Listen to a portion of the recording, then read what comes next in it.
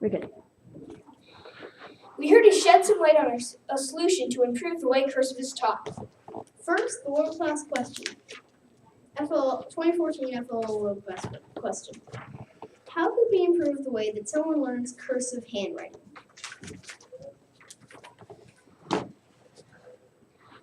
Why should cursive even be taught? We'll tell you. Imagine you were trapped in the storm of the century. Electricity has been cut off and you've run out of gasoline to power your generator. You have to communicate something fast. Cursive would be your best choice. Every time you lift your pen or pencil, you're using a bit more valuable time. With cursive, however, you are not. However, you only need to lift your pen or pencil if you were using a quill pen and you needed to refill your ink. Many important documents, i.e. letters from grandparents and great-grandparents, are written in cursive. Unless you know how to read cursive, you would have to have them translated for you to read them. Also, think about this. There are American kids that are not being taught cursive. The Constitution is written in cursive. Americans will not be able to read the Constitution. A third reason cursive should be taught is because it's actually kind of beautiful. I've seen many pieces of art with the artist's name signed in cursive. It's actually kind of beautiful. Signatures. Most are written in cursive because people write cursive many different ways. That makes each one unique, personal, and almost impossible to copy. Another important thing to know is how cursive is taught today. How cursive is taught today. Students usually learn about cursive in second grade. Schools don't usually use technology to teach cursive. People usually find out about cursive in public education. The way cursive is taught to this day is in a textbook and is not used in other subjects. And this is actually a sheet from the textbook that I was talking about, Handwriting Without Tears.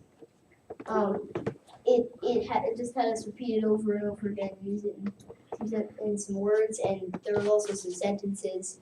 And sentences that it had didn't really mean much and weren't really like real life sentences. And now for the ways we think we can improve the way cursive is taught.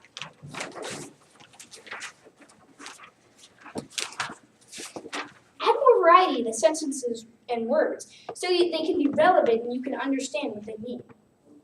Have examples of cursive so you can understand the way it was written in the past, so that you can get some history to back up why you're learning. Teach why cursive is important by looking at different records of the events that happened over 50 years ago. Most of them will be written in cursive. That goes along with the second one. Have examples of cursive so you can understand it, how it was taught in the past. Have cursive practice on a daily basis. Practice makes better. That's what I say, not perfect. Because it will be perfect. Handing in reports in cursive throughout different subjects. So you don't just have cursive in one little thing where you just do cursive and that's it. You want to extravagate on it and make it bigger so you can use it in all different subjects like science, and math, and reading and writing. Obviously writing because it's cursive. We think the teacher should interact more with the students, such as using a projector to show active cursive writing. There are these new little stands that come up out of like a table or something, and you can write and it comes up on a board where the projector is showing. So the students can see how it's written and how it can be unique among different things. In summary, we think cursive should be taught with more real-life examples. Here are the kind of examples of real-life cursive that we can study to help learn cursive better. This one and this one came from a notebook from my great-grandmother. This one came from my great-uncle. It was about a boat race, and this one came from my grandfather. Actually, it was an actual good luck message about the project.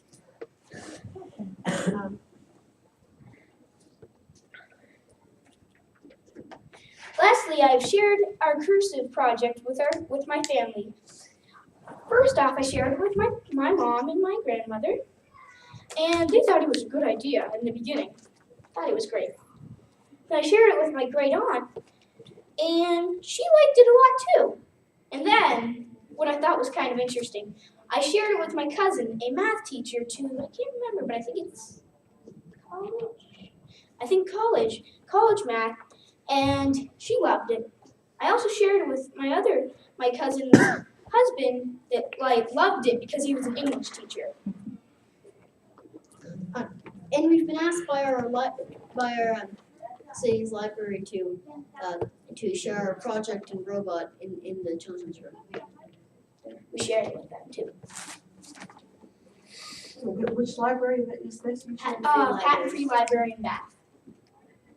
Midcoast Mindstorms. That's what. Ta-da! Thank you. Thank you. Okay, so So where did you go to find out We really good ways to? did all of the research on the internet. We did quite a bit on the internet, but we also researched through family members too. Yeah, we asked around. And also we use the handwriting without tears at school. Or he uses it, yeah, I use it at school. And so we really know what it uses, what it does, and So this is your critique of handwriting without tears, basically. Yes, this is actually.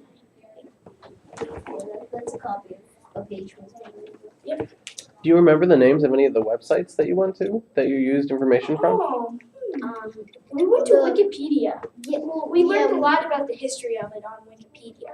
And that present site where the Yes. cursive History of cursive presentation site on Prezi. PR. It was very helpful because it had like a presentation about cursive and it went back several years. And it was and it actually talked a little bit about how cursive is taught today and how it's not taught. How it's actually not taught very much today.